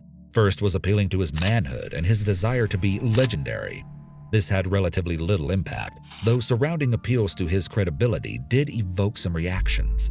The other theme attempted was to play on his concept of remorse. However, there was even less success here.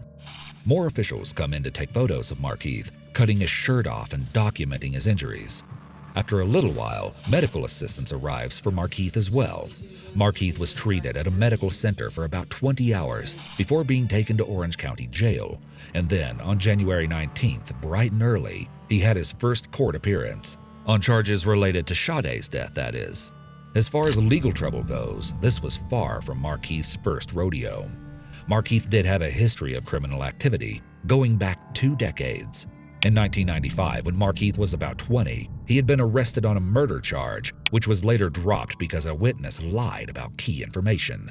Then in 1998, he was accused of battery on a law enforcement officer and spent 4 years in jail. Markeith attacked at least one guard while doing time for dealing drugs, and in 2010, he was caught with homemade weapons while in federal prison, which he said were 2 shanks for protection hidden in his hair. While behind bars, he pleaded guilty to cocaine possession from a prior case. Markeith got out of jail in 2014, and in 2015 he got married, but within 6 months of the wedding, he faced domestic violence charges against his wife, although they were dismissed. All in all, records show that Markeith has been arrested 20 times since 1994. But despite all the experience Markeith had being in the courtroom, he was quick to make a bad impression on officials during the first appearance for Sade's case. Markeith started out by declaring that he will be defending himself in court. Choosing to represent himself was a bold choice. Markeith may have had some grandiose traits, believing that he was so superior that he could do better than a lawyer. He may have enjoyed the feeling of power as well as the attention.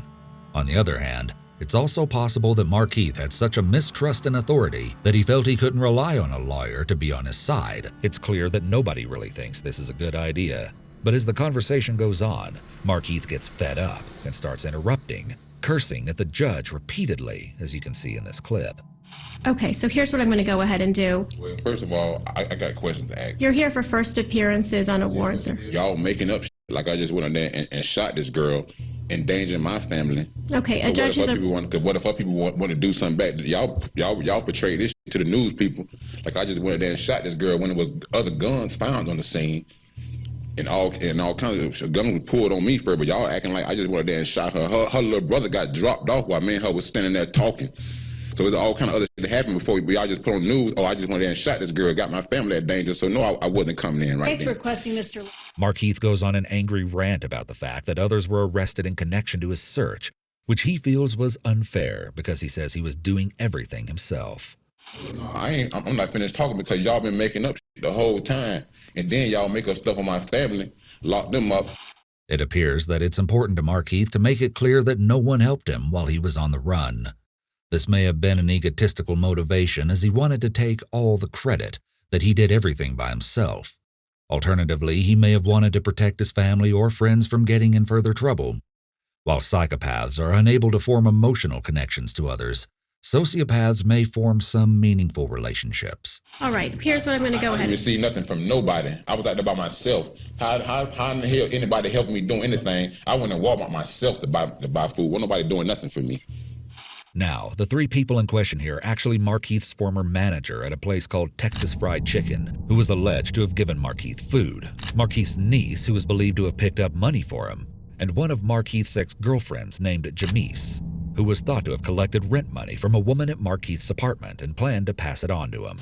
Some have called these arrests into question, wondering if they were truly justified, or if these people were unfairly detained and employed to lure Markeith out of hiding, which has just been another popular talking point in this convoluted case. In his final note of the court appearance, Markeith brings up his injuries and says there was no reason for the violence he endured. And then when they had me in the hospital, the Channel 9 News sent out their way for me to come out to see what they did for me. Or they done took my eye. They done broke my nose, broke my jaw. They did until I resisted, but I crawled out to the mother road. So how did I resist? I ain't resist shit. They just did that shit. They tried to hide it from the news people, but I'm here right now. Corrections, I think we've established everything we need to do in a first appearance hearing. He can be taken after he signs. Have him sign the no contact. Following Markeith's claims that he was beaten by the officers apprehending him, the Orlando Police Department released the helicopter video you saw earlier, which appeared to show one man kicking Markeith during the arrest. Police Chief John Mina held a news conference to address the content of the video.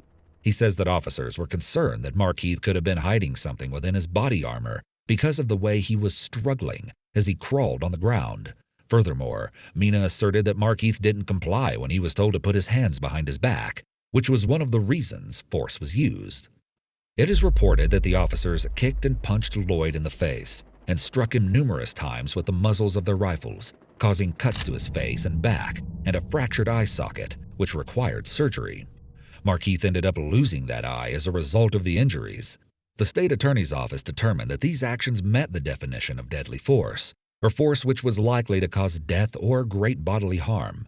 All the same, according to the Orlando Sentinel, the state attorney's office cited Florida's Stand Your Ground law and ultimately found that the use of force was lawful and justified. Markeith soon made his second appearance, where he was once again combative with the judge, and for some bizarre reason, he at first ignored her, denied he was Markeith Lloyd, and then started asking who she was. Sir, you're here for the charge of murder of a... There ain't no Markeith Lloyd. Who are you? All right, you're here for murder of a law Do you have a enforcement claim officer, against attempted murder of a law enforcement officer, carjacking with a firearm, The lady aggravated in the black assault dress, may I have your name, please? with intent to commit a felony, and finally, possession of a bulletproof vest and commission of a felony. Markeith likely felt very powerless in court, so trying to turn the tables on the judge was his way of exerting control. There is little that Markeith can control in his life at this point except for his own words.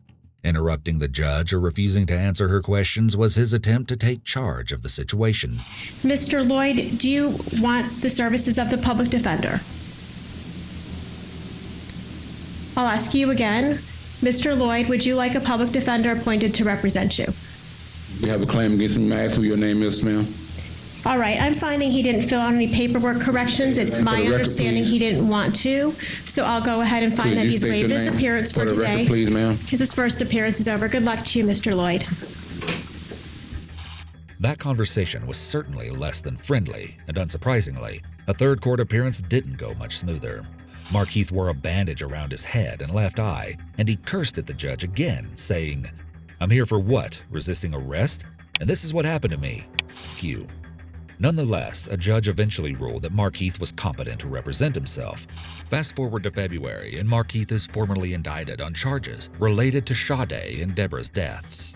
Despite Markeith's insistence that he wanted to represent himself thus far, he suddenly declared that he wanted Florida's highest-paid capital litigation lawyer, Terrence Linneman, to represent him in his murder cases, a wish which was eventually granted. And this brings us to the second half of today's story, the murder trial. In researching this case, I always knew I wanted to analyze the interrogation footage you saw earlier.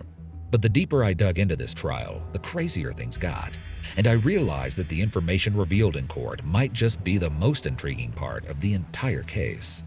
First of all, reports say that in the months leading up to the trial, Markeith went on a rampage in the Orange County Jail, violently ripping phones off the wall, breaking glass, and destroying a TV and iPad.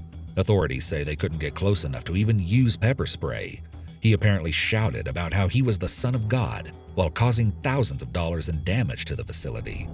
What's more, in videos of jail visits between Markeith and his family, Markeith appears to make light of his dire situation. Turn your pretty phone call and should be conceived private. Y'all get off. Everybody's like, everybody, you want to down autographs? I'm being bad. I don't be bad. Write me a book. Write you one. Get some money.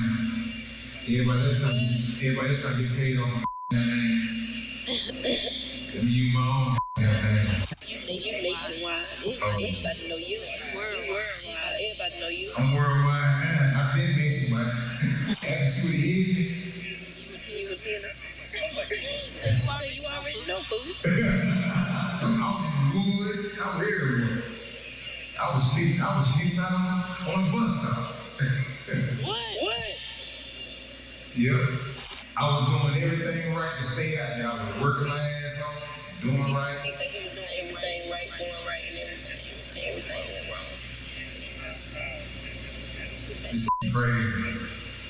Getting involved with the wrong people. He may have been trying to put on a front for friends and family who came to visit him in jail in order to protect his image.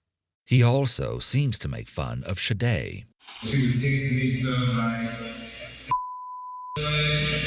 you lied to me, too much you want a family with me. I'm with your baby, you gotta worry about the baby no more, and this and that. I'm like, man, you tripping.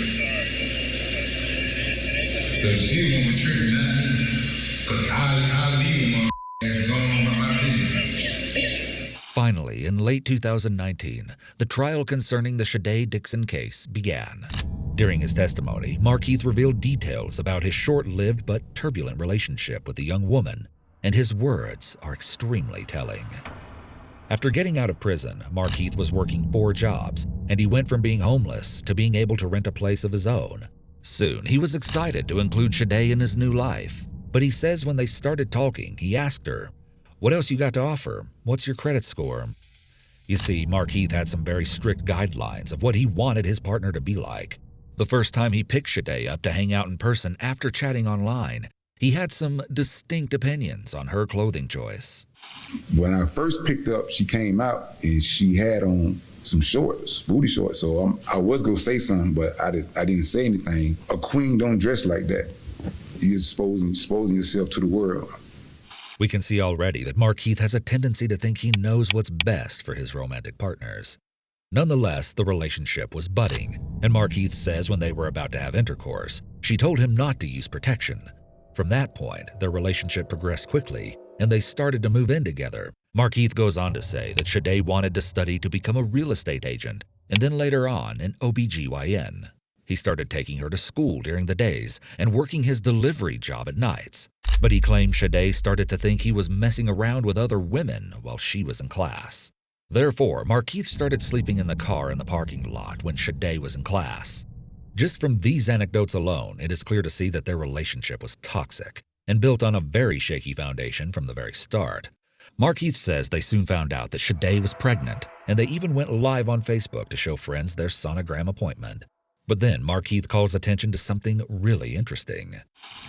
A lot of people didn't pick up on it, but she live. She got the phone now. She's live. We get in the car. Then she was like, I need to check. I need to check when I conceive. What did that mean to you? I feel like she was pregnant before I got with her. Okay. And how'd you feel about that? I didn't care. I wanted the baby. Oh. Markeith explains that since he's a convicted felon, he can't adopt a child, and he really wanted a baby to raise, even if it potentially wasn't his. His fixation on controlling her behavior only grew stronger. Now, one of his requests was understandable. He didn't want her to smoke weed while pregnant. Markeith spoke about why he started feeling especially adverse to drug use. I was in the car, I smoked with him, and it had my whole body hurting. So I'm like, oh my God, my whole body was hurting. I'm like, Shade, you got this. I thought it was a sign from God, because if we just doing this to a grown person, what you think is doing to a fetus that's trying to develop a brain? Markeith began to suspect more and more that Shade was smoking marijuana during her pregnancy, which became one of his biggest concerns. But Markeith's worries about Shade's lifestyle didn't stop at drugs. He also started instructing Shade not to eat meat. He supposedly hadn't consumed any himself in 10 years, saying that he doesn't believe in killing God's creations.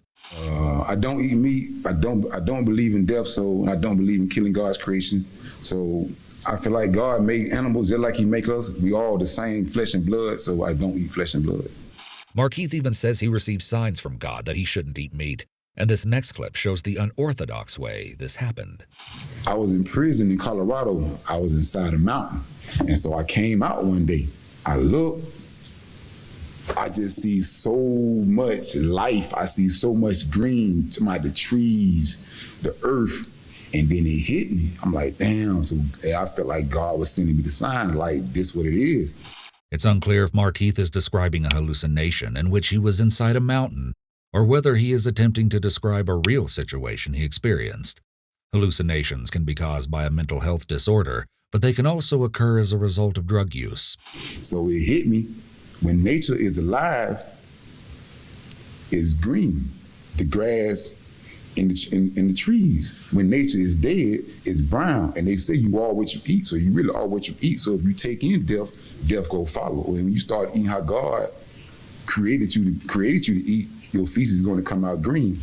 Markeith says he feels like he gets signs from God all the time.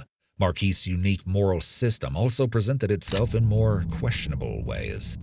Once, when Shade misled Markeith, he grabbed her by the neck and pushed her down in anger. Later on, though, he felt like what he did was wrong. He cut his long dreadlocks as a show of self-punishment. Things continued to go downhill, and eventually the relationship soured to the point where Markeith decided he wasn't too sure if things were going to work out with Shade. However, he didn't want to leave right away because he claims her family wanted her to get an abortion, and as he didn't agree with that, he had a plan.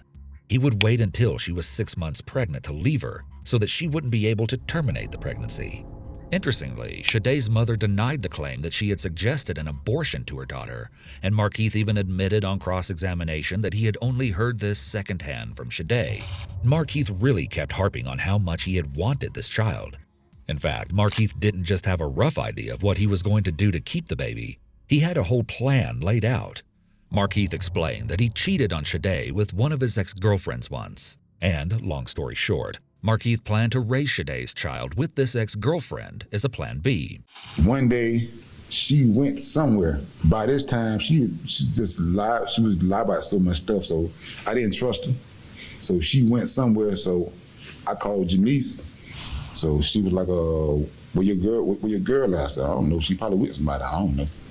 Me and Janice went and had sex. And so that's when I told him, like, man, well, me and you go get back together. I'm like, I'm gonna get her 6 months to get her stuff together. I said, she got her stuff together, I'm gonna stay with her. I said, if she don't, me and you go get back together. Because at 6 months, she ain't gonna be able to get her abortion. So then she was like, all right, bet. So I had to make the future plans for Janice to be the mother. It seems that Markeith had 1 foot in and 1 foot out of the relationship with Shade. And this infidelity would end up being one of the last straws in the crumbling relationship. But one of the most heartbreaking parts of this footage is when Markeith talks about Shade's children. He describes a trip they all took together to a lake shortly before Shade's death. But Markeith's anger grew because he felt like Shade was distracted from outing with her kids, and he claims it was because she wanted to go smoke pot with friends. I said, why you just sit there lying in my face like I'm some fool, like I don't know you high? I said, you see, you started this trash. Why these kids around here? I'm like, man, all you doing, I don't trust you. I don't want to be with you no more. This started an angry back and forth of texts about the lack of trust in the relationship. Shade ended things on an amicable note, though. After Markeith dropped her off, Shade wasn't responding to him for a while, and so he sent her some long-winded texts telling her she could do whatever she wanted with her life, but he wanted her to keep the health of the baby in mind. And then, on December 13th, about an hour before the shooting happened, Shade responded to Markeith's messages saying, "Don't expect no baby." He interpreted this to mean she was getting an abortion. Shade texted Markeith screenshots of his Facebook conversation with another girl and called out that he went on live from a strip club with other girls within the 2 days after they broke up. And that's when Markeith headed over to Shade's house. And in this murder trial, right off the bat, it became clear that there were 2 very different accounts of what happened the night of her death. Up until a certain crucial point, the opposing sides told a relatively similar story. Shade and Markeith were in the midst of a heated confrontation, the unborn child and accusations of infidelity being the main topics at hand. At some point, Markeith admitted that he had hooked up with his ex. They were speaking outside of Shade's home, but she suddenly went back inside before re-emerging and calling him to the side of the house. It was then, Markeith says, that he realized she had retrieved a gun. That had been given to her as a gift. She took it downstairs and went back outside. Sometime after that, the defendant took the gun away from her. Taken aback, he pulled out 2 guns of his own, which he says he always carried after being robbed, and prompted the girl to hand over her weapon. According to Markeith, Shade did what he said and dropped it.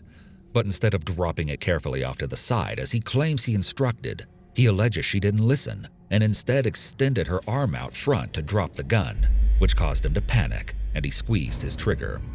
The whole world screeched to a halt as both parties processed what he'd just done. However, the weapon luckily didn't fire. Markeith quickly retrieved Shade's gun and put it into his pants pocket, which would seem like hopefully the end of an explosive situation.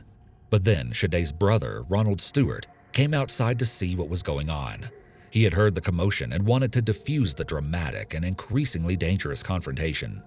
Markeith says he tried to explain that Shade had started the altercation and that they were fine on their own and didn't need help. However, here's where the 2 versions of the story diverge.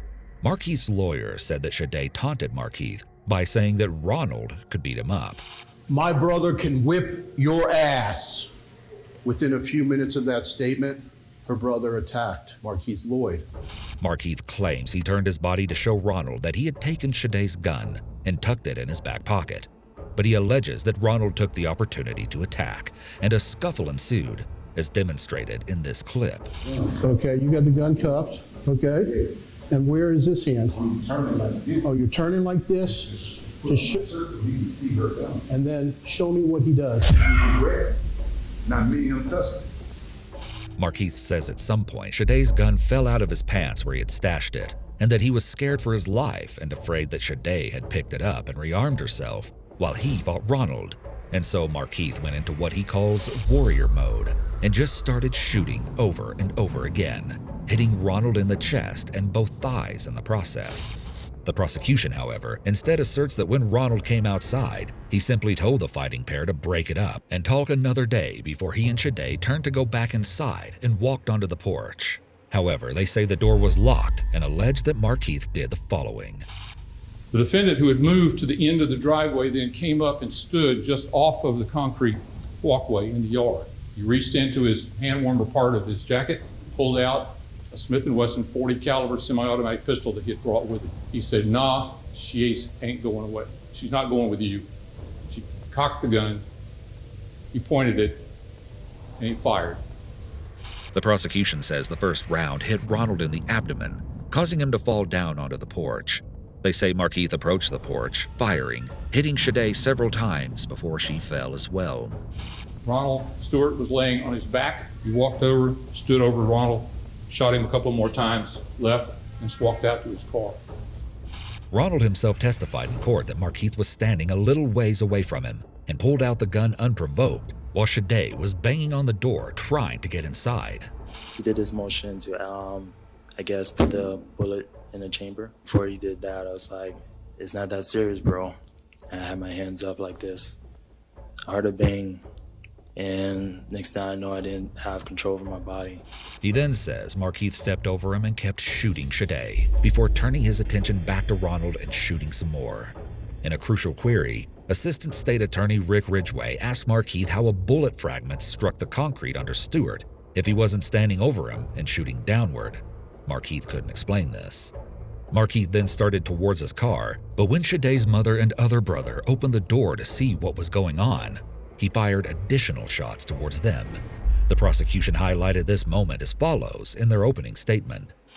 When they opened the door, there was the defendant running away toward his car. He turned, raised the gun, and pointed it at the door. Dominique grabbed his mother's arm, yanked her back inside, slammed the door, heard a couple more shots, then heard the car drive off. Markeith's side argued that he only took those shots out of fear because he thought Shade's family was a gun family. I never meant for this to happen. I wanted my child. I'm not going to kill my sister. I'm not going to kill my queen. I wanted my child. I didn't want that. All I ever did all my life, and provide and protect. Now, Markeith also testified about his time on the run, and whether he's being completely honest or not about his intentions, his words still give us an interesting idea of his headspace. Authorities uncovered text messages sent from Markeith moments after the shooting. He texted Shade, Don't know if you're gonna make it. Hope you don't. I told you don't play with me, and you went and got a gun on me instead of talking to me." Okay. And is there anything incorrect about that? Yes. What is it? I didn't put don't. I thought I put do. The text message that Markeith sent to Shade shortly after the shooting indicates that he was already trying to put the blame anywhere but on himself. He's trying to justify his actions. He claims that there was a crucial typo in his text, alleging he meant to say, "Hope you do make it," instead of "hope you don't." Hours later, he texted Shade, "You caused this." Markeith says as he went on the run, he saw the news reporting that he went to Shade's house, banged on the door, gunned her down, and then when her brother came to help, he gunned him down too, which he says was a complete lie. So Markeith wanted to do something to set the story straight. He called his niece and asked her to let people know that it was self-defense. He says he wanted the authorities to have the media retract the version of the story that made him look bad, and then he would turn himself in. In his mind, this would be their way of proving they weren't trying to kill him. Markeith says he was worried that someone took Shade's gun off the crime scene to make it look like he was the only one with a weapon. Strangely, his lawyer affirms that the gun left in the yard was not included in the probable cause affidavit for some reason. Markeith says he realized the investigators weren't going to set the story straight, so he sent his niece directly to talk to the news people. So now I tell my niece, I'm like, you know what, bump the investigators, go to the news. Now I send her straight to the news. She goes to the news, she get an interview, and then I call her. I'm like, Kensha, what's up? What happened? She was crying. She was hysterical. She's like, Uncle Keith, they played what they wanted to play. They played what they wanted to play. They played what they wanted to play. So I'm like, all right, man. I'm like, man, They trying to kill me. I'm like, all right, come to find out, we trying to get the original interview. They done destroyed that. We try to get that from the news people. They done destroyed that. Because they know they part of it too. In cross-examination, Markeith continued to assert that he was the victim in this whole situation. So Ron attacked you, and then you thought Sade had a gun, and that's why all the shooting took place. Yes. So it really wasn't your fault. No. My question to you is, none of this is your fault. No. In fact, you're really the victim here today, aren't you? Of course I am. I have no more questions. And so, after hearing all sides of what happened in the murder trial of Sade Dixon and her unborn child, a jury found Markeith guilty of first-degree murder, killing of an unborn child, attempted first-degree murder, 2 counts of attempted felony murder, and possession of a firearm by a convicted felon. Markeith had virtually no reaction, which was quite the change of pace from his early explosive behavior in court. Perhaps Markeith now knew that he needed to make the best impression on jurors, as his life was now in their hands. Now, the defense had one last shot to convince at least one juror from everything that has happened in Markeith's life that he should not get the death penalty. Markeith's mother testified on his behalf, affirming that she would continue to love him no matter what. She spoke a little on Markeith's childhood. At a young age, Markeith witnessed a friend and a cousin being murdered. His attorney explained that in the area Markeith grew up in, Pine Hills and Carver Shores, there are unfortunately 2 routes that a lot of people take: robbing or dealing drugs. He says Markeith chose the latter.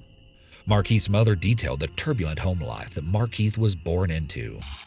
She said Markeith's father died when the boy was 3 or 4 of a drug overdose. Markeith's mother is asked where Markeith would hang out from the ages of 10 to 13. She responded that he spent his time in the streets and would take care of her other children while she was partying. The violence he witnessed and the trauma he experienced as a child likely had a huge impact on his development. He may have felt like he didn't have much control over his environment when he was young, which led him to have significant issues with control as he got older. Here are some relationship red flags that may signal possible danger to come. History of violence. If someone has a history of any kind of violence, it's a warning sign that more violence could occur in the future. The level of violence often escalates over time. Impulsive. People who are impulsive often act in the heat of the moment, based on high emotions rather than logical thought. If someone is both impulsive and has access to a weapon, especially a gun, this is a dicey combination, engages in dangerous behaviors. If someone is frequently involved in reckless behavior, steer clear.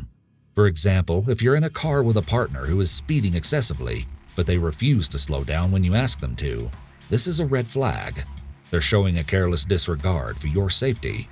It also may be a scare tactic to show you that they are in control, makes threats toward other people. Pay attention to how your partner treats other people. If your partner frequently threatens or tries to intimidate others, this behavior could eventually be turned on you. Even if the threats are made in a joking manner, this behavior is still a red flag. Tells you what to wear. If your partner tries to tell you what you're allowed to wear, this is a red flag for an abusive relationship. Controlling what someone wears is one way that abusers exert power over their partner. Abusers may also try to control who you can talk to, where you can go, or even what you're allowed to eat. Relationship moves very quickly.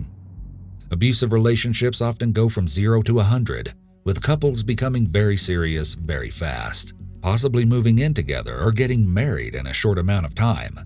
The abuser may be very charming in the beginning phase of the relationship, and the partner likely feels flattered by all the attention.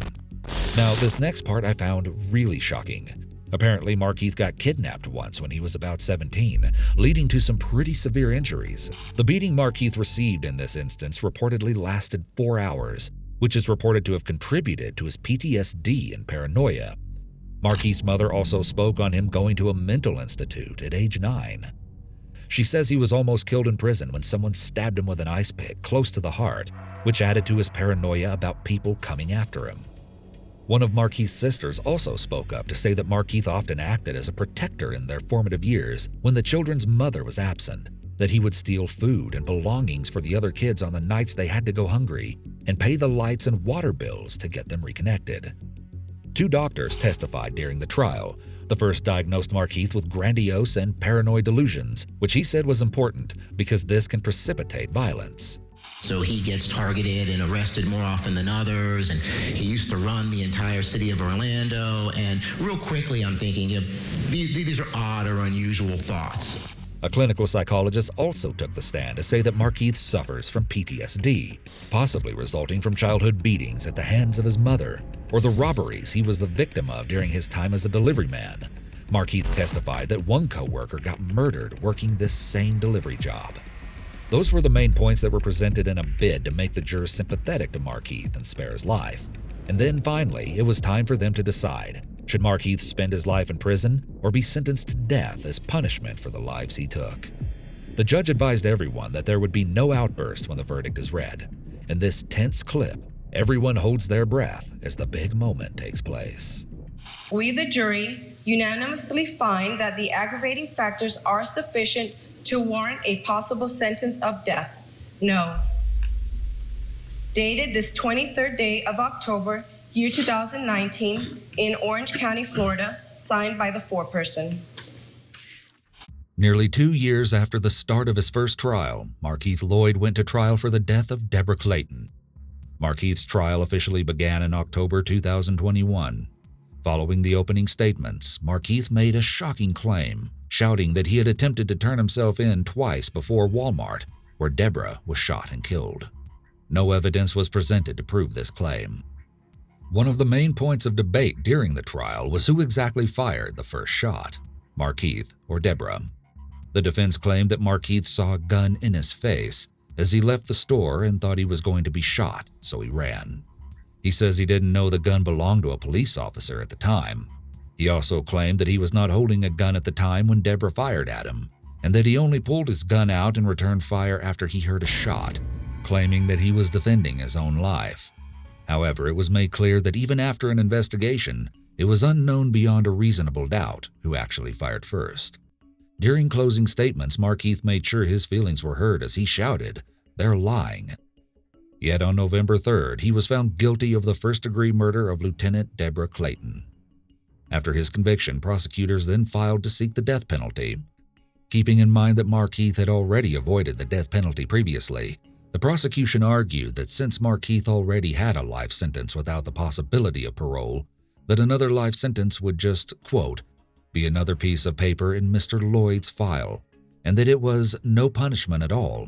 In December 2021, a jury of 12, the same jury who found him guilty of first-degree murder the month prior, unanimously recommended that this time around, Markeith receive the death penalty. On March 23, 2022, about 5 years after Lieutenant Deborah Clayton was shot and killed, Markeith Lloyd was sentenced to death.